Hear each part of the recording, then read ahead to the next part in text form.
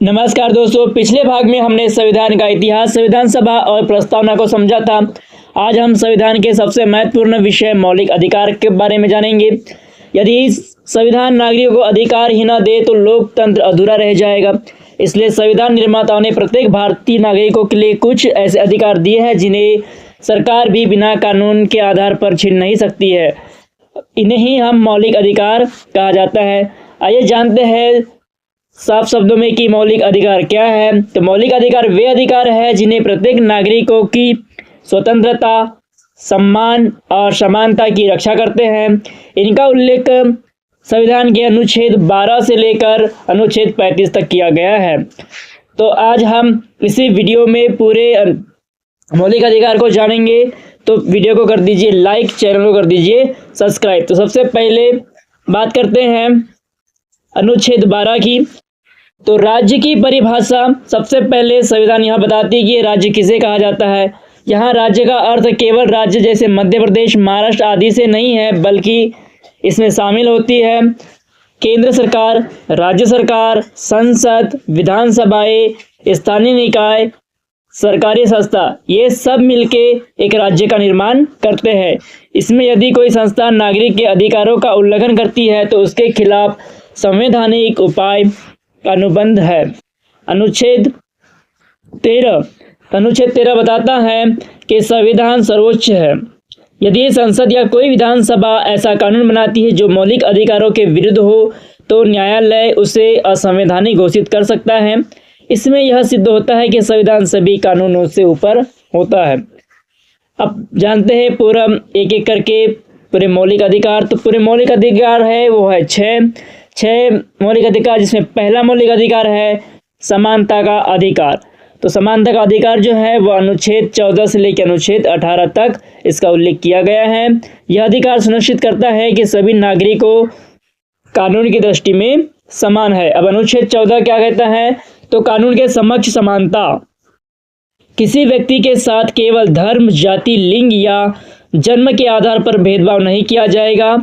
उदाहरण के लिए यदि दो लोग एक जैसा अपराध किया है तो कानून दोनों को एक के समान व्यवहार करेगा। ये अनुच्छेद 14 में है। अनुच्छेद 15 भेदभाव का निषेध।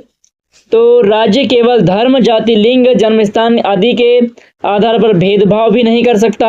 हालांकि महिलाओं, बच्चों और सामाजिक और शैक्षिक रूप से पिछड़े वर्गों के लिए विशेष प्रावधान किए जा सकते हैं। अनुच्छेद 16 सरकारी नौकरियों में समान अवसर।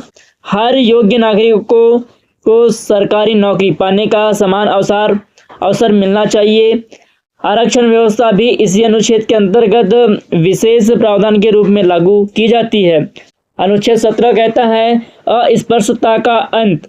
तो भारत में कुछ छुआछूत को पूरी तरह से समाप्त कर दिया गया है। यदि कोई व्यक्ति किसी के साथ छुआछूत करता है तो वह कानूनन दंडनीय अपराध माना जाएगा। अनुच्छेद 18 तो उपाधियों का अंत।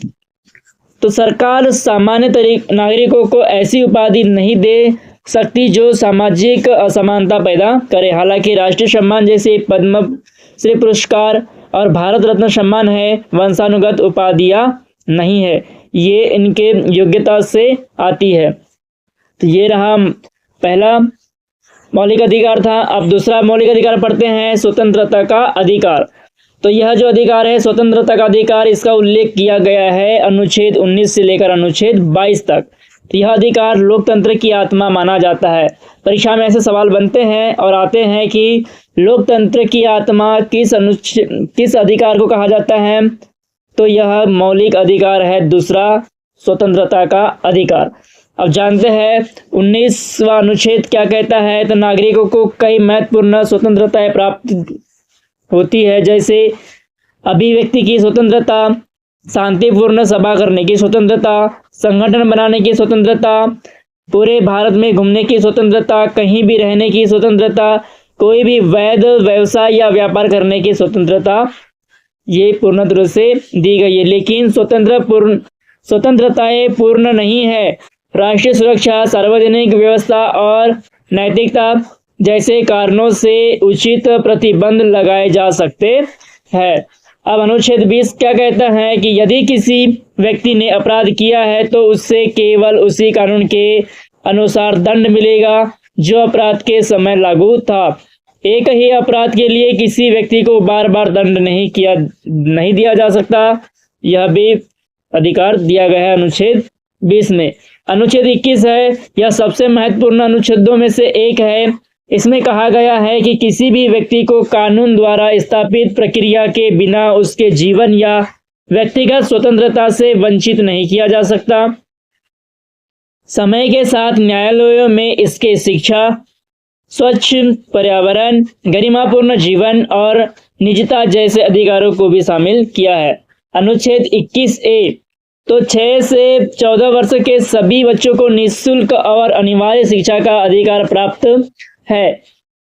ये क्वेश्चन अब परीक्षा में अधिकतर आता है कि शिक्षा का अधिकार जो है वह किस अनुच्छेद में है, तो यह अनुच्छेद 21A में, जिसमें 6 से लेकर 14 वर्ष यानी पहली से लेकर कक्षा 8वीं तक के सभी विद्यार्थियों को निःशुल्क शिक्षा का अधिकार दिया गया है। अनुच्छेद 22 इसमें गिरफ्तारी की स्थिति में नागरिकों को कई अधिकार प्राप्त है। तो गिरफ्तारी का कारण बताया जाएगा।